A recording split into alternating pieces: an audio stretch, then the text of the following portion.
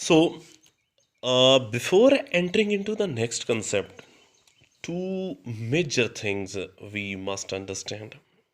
What are they?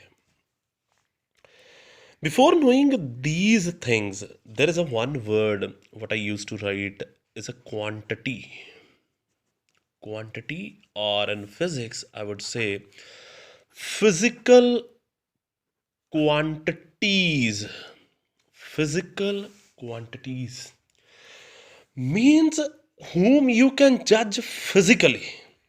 Like, example, speed of something. You can judge with your naked eyes by just looking whether something is in a very like high speed or slow down. Acceleration of something, that how much it is been accelerating. Velocity of something, you may check these things. You may check like the force applied. These all are the physical quantities we have. And these physical quantities are further divided into two categories. One is scalar quantities, scalar quantities, and the other one is vector quantities. Vector quantities. Now, first of all, before starting with this, you must understand something. For example, anybody in your class has been saying that my mass is, or somebody's been saying my mass is 30 kg. Somebody has been saying that I brought today 2 liters of water. Somebody has been saying that the length of that road has been 22 kilometer.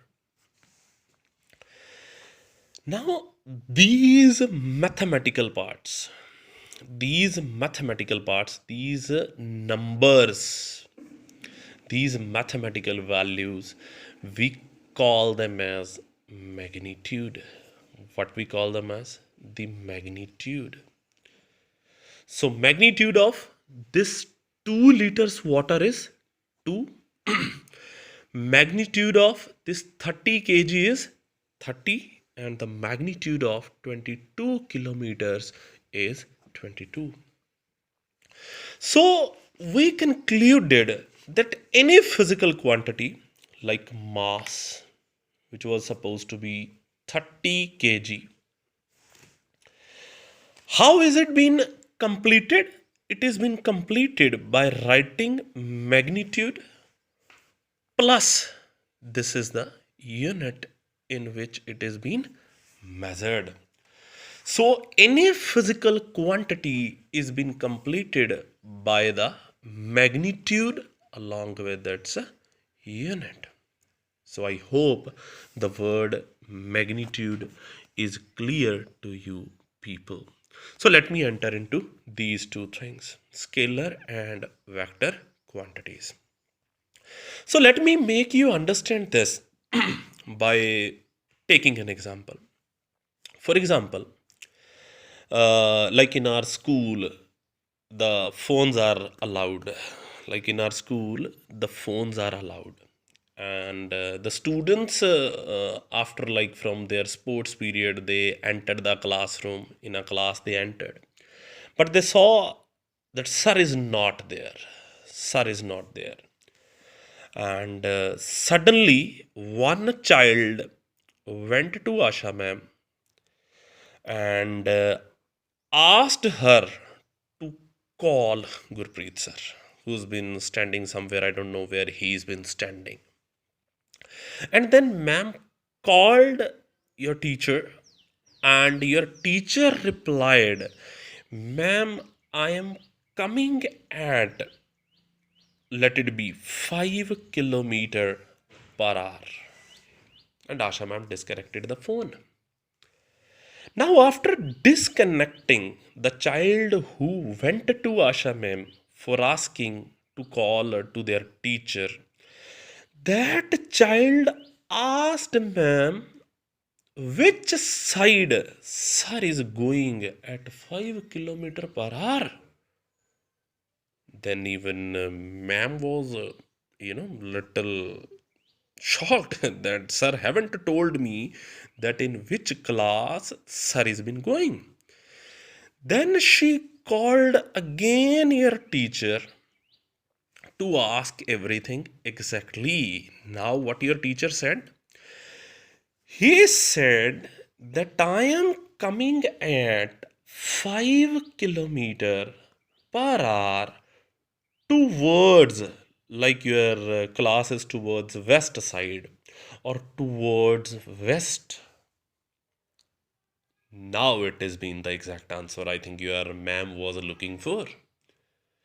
But in both the answers, there is a difference. Now, what's that difference? This 5 is, we have just done before that these numerical values are magnitude. So, this 5 is supposed to be the magnitude there.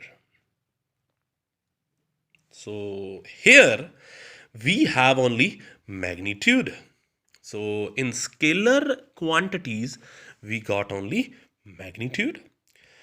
And here I am having magnitude plus, what is this? Direction. So, in vector quantities, what I got? Magnitude plus direction. So, this is the small difference, or this is the only difference between scalar quantities and vector quantities. The quantities which are having only magnitude but no direction are known as scalar quantities. The quantities which are having magnitude as well as a direction are termed as vector quantities. So actually, this was when I said that 5 kilometer per hour, this was simply a speed. And when I said that I'm coming at 5 kilometer per hour towards this, it forms velocity. So, what you actually concluded from here, that velocity is the combination of two things. One is magnitude, that's been your, of course, speed plus direction. So always keep in mind the small difference that if you want to change speed into velocity, just add direction into it. So keep it in mind. We will use this fact in the upcoming chapter.